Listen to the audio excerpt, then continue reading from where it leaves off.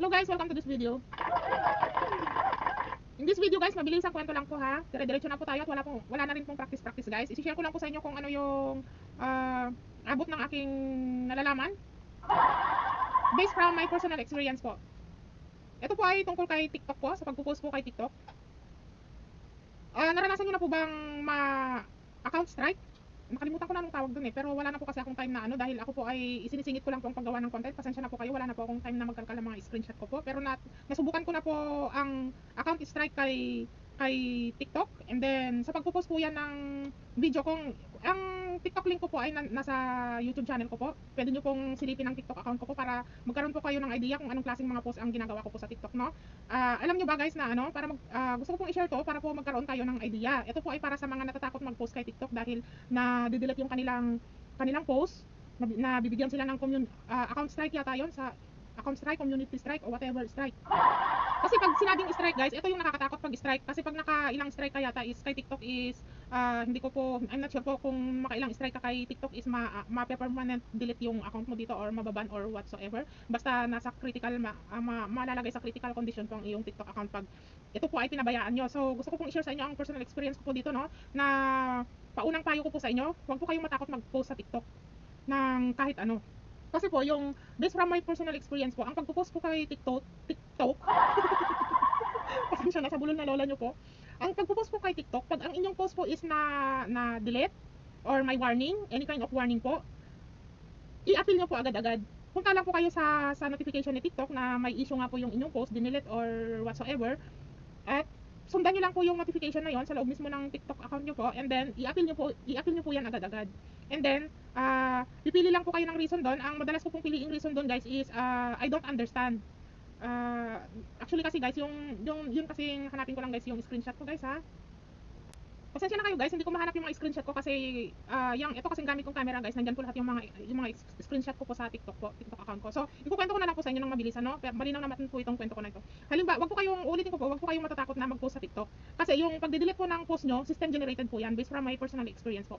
Syempre, system generated po talaga yan kasi alam naman natin guys na milyon-milyon ang nagpo-post every second sa TikTok po. Dahil billion po yata ang user ni TikTok. So, understandable na po na system generated po talaga yung pagde-delete ng post mo dyan. So, ang gagawin nyo po, isusundan nyo po yung notification ni TikTok, sa TikTok account nyo po mismo, sundan nyo po yun, and i-appeal nyo po agad yung dinelete na account nyo para i-restore nila yan. Kasi pag in-appeal nyo po yan, manual review po nila yan, human review po. I-manual human review po nila yan, then i-restore po yan. Kasi nga, obviously po, na system generated lang po yung mga warning or nagkamali lang si system ganon sa pag-analyze sa post mo kaya siya na-delete or na-i-slow. Pwede namang hindi siya na-delete or nagkaroon ng warning pero mapapansin natin na na-i-slow yung yung hindi siya inaano ni TikTok, hindi siya tawag nito? Hindi siya nire-recommend ni TikTok na for viewers, parang ganon, kaya minsan 10 lang yung views niya, yung ganon, walang views yung ating post kasi nga system generated po. Generated, nagkakamali po yung system. So, ganito na lang po para mabilis pwede nyo pong silipin yung ulitin ko po, pwede nyo pong silipin yung TikTok account ko para magkaroon po kayo ng idea. At ito po ang masasabi ko sa inyo na, alam nyo ba guys na almost lahat ng post ko dyan sa TikTok account ko is nade-delete. Yes, ang ginagawa ko lang po is ina-appeal ko ng ina-appeal. And then, pipili ka doon ng answer kung may pagpipilian ka kasing choices doon guys, hahanapin ko na lang po i-attach ko na lang po yung screenshot diyan, pero wala po kasi dito sa harap ko, nandiyan po kasi sa ginagamit kong camera, so hindi ko masyadong na-detalyo guys, pasensya na kayo. So nasa na ba tayo? Pipili ka ng sagot mo doon. Ang lagi ko lang pong pinipili guys is yung i-overlay text ko na lang guys, no? Pumipili ako lagi, isa lang yung pinipili kong sagot doon guys tuwing nag-a-appeal ako. So ipapaliwanag ko na lang po sa text overlay guys ha. Pasensya na po kayo ha. And gipit din po kasi ako sa oras. So ito lang kasi guys, matagal ko nang gustong i-share to sa inyo. So para lang alam ko may mga matutulungan din yung mga ganitong klaseng content. So ginawan ko talaga ng paraan para magawan ko na to ng video guys kasi matagal ko na rin talaga itong gustong i-share sa inyo. So babalik tayo dun guys, uulitin ko na kung makikita nyo yung TikTok account ko, halos lahat po ng post ko dyan is nade-delete po. System generated po yan. So, kailangan natin every time na made-delete yung account po natin, as long na alam natin po sa sarili natin na wala tayong nilabag na rules ni TikTok, i-appeal lang po natin ng i-appeal. Ngayon, kung alam natin na meron tayong meron tayong nalabag na rules, Ang gawin na lang natin is i-edit ulit natin yung video tapos i-re-upload na lang ulit natin. Halimbawa may mga ano, kasi minsan pa diyan guys is minsan nagiging mali ko rin diyan guys is nagsi-system error yung toggle sa baba guys bago natin i-post yung content. Yung itaggle natin sa baba kung ano yung target nating audience, pwede ba yan sa bata, sa mga kabataan or pang matanda lang. Meron toggle diyan guys, di ba? So i-add ko na lang din diyan guys yung ano yung screenshot ha. Kailangan katulad sa mga post ko guys is about finance, about loan. So pang matanda lang talaga, pang 18 years old patas lang talaga yung mga content ko. Hindi pwede sa mga bata. So kailangan tuwing magpo-post ako minamanual ko yun guys. Actually guys, pwede siyang naka-auto sa settings ng profile natin. May settings doon na naka-steady na lang siya na naka-on doon. Sinubukan ko na yun guys, pero lalo akong nagkaka-problema doon sa system. Lalo akong So ang ginawa ko, in-off ko yun. So tuwing upload, minamanual on ko na lang po yung target audience ko. So pang adult lang yung mga content ko. So kailangan every upload i-on ko po yung target audience ko na yun, yung toggle ko na yun. So i-on ko lang po yun, no?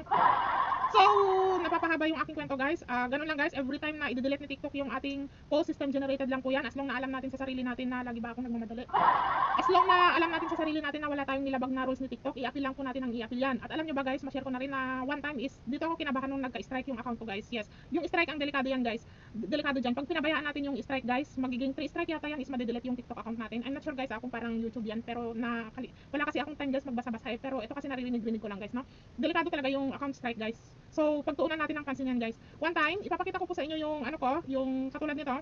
Sa TikTok account ko po, dito po ako nagka-strike. Itong sinishare ko po dito itong video po na sinishare ko sa inyo na huwag kalilimutang uncheck it while doing long term review. Ito po yung nagbigay sa akin guys ito yung nagbigay sa akin ng account strike. Ngayon, alam ko sa sarili ko na wala akong ginawang mali dyan. So, in-appeal ko po yan. Ngayon po, nung i-appeal ko po itong post na ito guys is, kasi account strike na yan guys kailangan i-appeal talaga yan. Huwag natin patagalin ng 24 hours. Na delikado yan guys. Kasi hindi ka rin allowed na mag-post. Hindi rin guys, hindi ako allowed mag-post ng video pag naka-account strike ako. Yes, tinanggal nila yung option na mag-post ako ng video nung time na yan. So, talagang hindi ko to tinigilan guys. Dahil nasa 2 oras na wala pa ring response yung appeal ko guys. Ang ginawa ko sa post na to guys is pre-note ko po siya. Di ba guys? Maniniwala ba kayo na pre-note ko tong post na to habang naka-account strike? Yes, pinost ko po siya. Pre-note ko po siya. Anong purpose ko doon? Para mas mabilis po yung manual review. Para mas mapabilis po yung human manual review po niya, pre-promote ko po siya. Di ba po pag magpo-promote kasi tayo sa TikTok ng videos, kailangan nilang i-manual review yan. So, ganun po ang ginawa ko. Pre-promote ko po siya. Nagbayad po ako ng 25 pesos. 25 pesos lang guys yung promote, yung pinakamurang promote. And then, para lang mas mapabilis yung And then, approve siya guys. Oh, yes. Yung na yan guys, yung post na yan na nagbigay sa akin ng account strike dahil hindi ko maantay yung result niya na i-restore nila guys. Actually guys, ito naka guys naka-blurred yung parang ganon. Naka-blurred na yan pero may option akong i-promote siya. Yes. Kumbaga, sa akin lang siya visible, hindi siya visible sa audience guys. Yung post na yan, hindi visible sa audience, sa akin lang siya visible. Pero may option siya na i-promote. Naka-account strike siya pero may choices akong i-promote siya. So, promote ko siya guys dahil sa ang tawag nito? Dahil gusto kong human manual review siya ASAP on the spot. So, na-approve siya guys, approve. And then, pag na-approve yung promote ko na yun, and then natanggal yung account strike ko. Yes.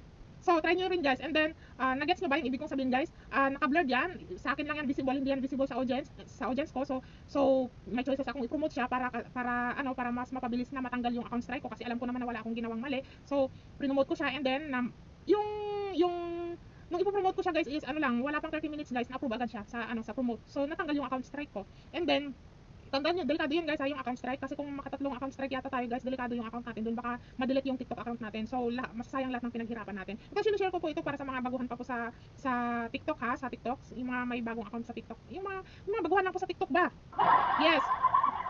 Ang sinasabi ko dito, ang sinasabi ko lang dito guys is huwag kayong matatakot na kasi siguro, kasi ganito rin ako guys dati nung na-experience ko for the first time na ma-delete yung account ko na alam ko naman sa sarili ko na wala akong ginawang mali. Dinelete ko rin yung account na yon kasi pag dinelete ni TikTok yon, hindi na visible sa audience yun naka-blurred na yun, naka-blurred. Nandun pa rin siya pero naka-blurred lang siya.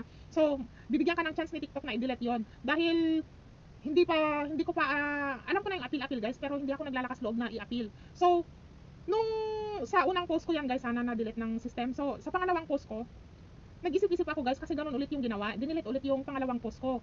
ngayon, inisip-isip ko na wala naman akong ginagawang mali. Nagbibigay pa nga ako ng awareness sa tao eh. Yun kasi yung ano, yun yung naisip ko. So, ang ginawa ko guys, inappeal ko yung post na yun, and then may pagpipilian kang option doon. Ang pinili ko is I don't understand. Hindi ko masyadong kabisado guys. I-attach ko na lang diyan. So, yun nga ang sagot ko doon is hindi ko maintindihan kung anong policy ni TikTok yung nalabag ko. So, yun yung sagot ko doon guys. And then ni-restore nila guys yung ganun pala yun, sabi ko. Then doon ko na realize guys na system generated yung pagdi-delete ng post natin. So kailangan lang natin i-appeal para ma-manual review siya. So pag in-appeal kasi natin yan guys, tao na talaga yung magre-review. So obviously na ang system, very strict talaga yung system ni TikTok. Very strict talaga yung system ni TikTok. So kahit wala tayong nalabag na rules, na pagkakamalan ni system na may mga nalalabag tayong rules, so kailangan talaga nating i-appeal. So in short guys, huwag tayong matatakot na mag-post sa TikTok. Basta siguraduhin lang natin guys na wala tayong nalalabag, kasi meron naman talagang mga bawal na content sa TikTok, like bawal ang nakahubad, yung mga sexy, kailangan mong pumili ng target audience mo. Syempre yung mga sexy, bawal yan sa bata. So dapat ang target audience mo is 18 years old pataas or 21 years old pataas. Yes. Yun lang ang tatandaan natin para halimbawa may mga content tayo na pa-sexy ganyan. Syempre obviously na pang-adult talaga yan. So may choices ka doon bago mo i-post yan, na i-on mo yung toggle na pang-adult lang yung post na yan para hindi maano. Kasi pag guys, pag kahit i-appeal natin yun, hindi talaga i-restore ni TikTok yun dahil may nalabag ka nga talagang rules nila. So ang minsan pa guys, ma-share ko na rin, minsan pa ang ginagawa ko, 'di ba, pag hindi ko na mahintay, minsan guys, hindi ko na mahintay yung result ng appeal ko. Ang ginagawa ko guys, 'di ba bago mo i-post 'yan, may option ka doon kung gusto mo bang i-save sa device yung katulad sa akin, video yung pino-post ko. May option ako doon kung gusto ko bang i-save sa device ko. Yes, then kung pinili ko yung choices na yon, na i-save sa device ko, at nagkaroon ng problema yung yung post ko guys, dinelete na naman ni system. Ang ginagawa ko guys, pag in-appeal ko siya tapos hindi ko na mahintay yung result, yung na-save sa device ko, pino-post ko ulit kasi alam ko naman na wala akong nilabag na rules. So yung kung ano yung na-save sa device ko, pino-post ko siya ulit, the same details, the same description, same title, same description. Yes. At alam niyo ba ang nangyayari guys, umaano siya, tawag nito, siya pa yung talagang ang bilis mag-gather ng views. Isa pa yun guys. Kung eto guys, maniniwala kayo sa akin pag nasundan nyo itong kwento ko na ito guys, no? Na pag nasubukan nyo guys, na kung makikita nyo guys sa TikTok account ko, yung maraming views dyan guys, kasi hindi naman totally 100% na dinilet ng system yan at inappeal ko lang ng inappeal. Meron din naman dyan guys yung mga hindi dinilet ni system, yung mga hindi ginalaw ni system. So yung mga hindi ginalaw ni system dyan, na hindi nagka-problema, sila yung konti lang ang views. Yes, maniniwala ba kayo dun guys? Kung ano yung mga inappeal kong post, kung ano yung mga post na nagka-problema, dinilet ni system tapos ni-restore ni system kasi inappeal ko, sila talaga yung nag-gather ng maraming views, di ba?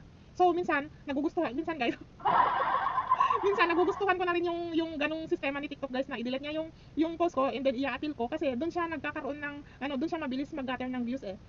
Baliktad, di ba guys? Yung mga post ko na hindi nagka-problema, sila yung 100 lang ang views, 200 lang ang views. Yan yung mga post ko na hindi nagka-problema guys. Yung mga makita nyo dyan, 1,000 ang views, yan yung mga in-appeal ko guys. Maniniwala kayo o hindi? Maniniwala kayo guys pag na-experience nyo na nagsasabi ako ng totoo. So, ganun guys, ganun lang ginagawa ko guys. Pag dinilet ng system yung yung post ko at alam ko naman wala akong nilabag na rules, alam naman natin guys na alam naman natin na sa description hindi naman talaga clickable yung link na nilalagay natin doon. Pero ako kasi guys, makulit lang talaga ako, yes. Kahit alam ko naman kasi hindi clickable yung link na yun, naglalagay pa rin ako ng link. Wala lang naman, trip ko lang naman. So, pagka ganun guys, na-delete nga ni parang na-addict na rin ako sa ganung sistema ni TikTok guys i-delete nga yung post ko and then i-appeal ko kasi pag ni-restore ni TikTok, doon siya nakakaraming views. Nakaka-addict, di ba guys? Promise. And then pag hindi ko na mahintay yung result ng appeal ko, so kung ano yung na-save sa device ko, bago ko siya i-upload, sinave ko na yan sa device, ina-upload ko ulit, same title, same description, wala akong binago. Yes. Okay naman siya guys. Yes, nag-aano rin siya guys. Mabilis din siya mag-gather ng views. So yung sabi ko nga sa inyo, yung mga 100, 200 views lang dyan, yan yung mga hindi nagka-problema sa TikTok system. Baliktad talaga guys. And then, pakakatandaan lang natin guys na pagdating na sa account strike, delikado na yan. Kasi hindi talaga ako sure. Madali lang naman i-google yan guys. Kung ilang strike, kasi guys nagmamadali ang lola nyo. Sinisingit lang natin mag-content guys. Pasensya na kayo ha. Basta ang alam ko kung makatatlo kang strike is delikado yung TikTok account mo dyan, baka ma-delete yan guys, delikado yan. So pagdating sa account strike, wag talaga nating patagalin. Wag nating paabutin ng 24 hours guys, i-appeal natin yan. As long na alam natin na wala tayong ginawang mali, i-appeal natin yan guys kasi system generated lang yan guys. I-appeal natin para manual human review. Verification ako ng verification, ola kasi. Manual review guys, para ma-manual review yung ating post. So, Sabi ko nga sa inyo, yung nagbigay sa akin ng account strike, inano ko pa yan, prinomote ko pa yan guys, nagbayad lang ako ng 25 pesos para sa promote, para lang kasi hindi ko na nga mahintay yung appeal ko, yung result ng appeal ko, hindi ko na mahintay 2 oras na wala pa ring result. So hindi pwedeng paabutin ko ng 24 hours yun kasi account strike yun guys eh. So may choices naman akong i-promote siya, so prinomote ko na lang para mapabilis na ma-review. So yun nga, inapprove yung promote ko, and natanggal yung account strike ko. Di ba guys, ang galing? Ang galing-galing ko. Yes. So yun lang guys ha, ito lang talaga, matagal ko nang gustong i-share to sa inyo guys. Konti pa nga lang post ko nun guys, gusto ko na lang i-share sa inyo eh, pero dahil gipit na gipit sa oras itong lola nyo, ngayon lang talaga kahit masakit ang ulo ko guys, ginawan ko ng paraan para magawa na to ng video para ma-share na sa inyo. So ito talaga eh, para sa mga baguhan pa po na nagti-TikTok, wag po at gustong maging content creator, lalo na talaga sa mga gustong maging content creator at gustong mag-post sa TikTok, wag kayong matatakot pag ang post nyo is na-delete, system generated lang po yan, kailangan nyo lang i-appeal ng i-appeal. And wag po natin kalilimutan na kung ang video natin ay pang matanda, wag po natin kalilimutan na i-on yung toggle na para sa target audience natin na pang adult lang yan, pang adult lang at hindi pwede sa mga kids. Okay po, napaka-importante po talaga nun. Talagang i-delete ng system yun. Pag nakita ni system na pa-sexy-sexy, lalo na yung description natin, talagang i-delete ni system yun. Pero ang gagawin natin, kung alam natin na meron tayong nagawang pagkakamali sa pagpo-post, wag na nating i-appeal yun. Kumbaga, i-edit na lang natin yung video ulit, and then tsaka natin i-post ulit. And then pag ganun pa rin ang nangyari, alam natin na wala na tayong nagawang mali, yun nga, wag kalilimutan na i-on yung toggle para sa target audience nyo, na pang matanda lang yung content na yan. And then pag ganun pa rin ang nangyari na dinelete ni TikTok system, so i-appeal nyo pa rin guys. I-appeal nyo ulit as long na alam nyo na wala kayong nagawang mali, na i-correct nyo yung nagawa nyong mali. Yan, i-appeal nyo, dapat malakas yung loob nyong i-appeal yan guys. And then may mga choices naman doon kung reason sa pag-a-appeal mo. So isa lang lagi ang pinipili kong reason doon guys, hindi ko kabisado doon guys, i-overlay ko na lang dyan. Okay po, kasi ang mga screenshot ko po is nandyan po sa camera na ginagamit ko ngayon. So masyado na pong mahaba tong video na to. I hope na may maitulong tong video na to sa inyo, lalo na sa mga baguhan pa po sa pagti-TikTok at gustong maging content creator. Wag po kayo matatakot sa pag-upload ng content sa TikTok, no? At wag din po kayong, minsan naawa ako sa mga nakikita kong umiiyak-iyak kasi nakaka-problema yung TikTok account nila. So madali lang naman kung iisipin siguro pera na lang sa pagla-live kasi hindi pa naman ako nagla-live guys sa TikTok. So syempre samahan na rin natin ng konting ingat-ingat at basa-basa na rin konti sa kanilang policy, terms of use. So hanggang dito na lang guys, sobrang haba na nito, masakit din ang ulo ng lola nyo. So thankful naman ako at nagawan ko na to ng video, kahit magulo po ako magkwento at bulol-bulol, pasensya na, kayo na po bahala mag-adjust. So thanks for watching guys, see you on my next videos.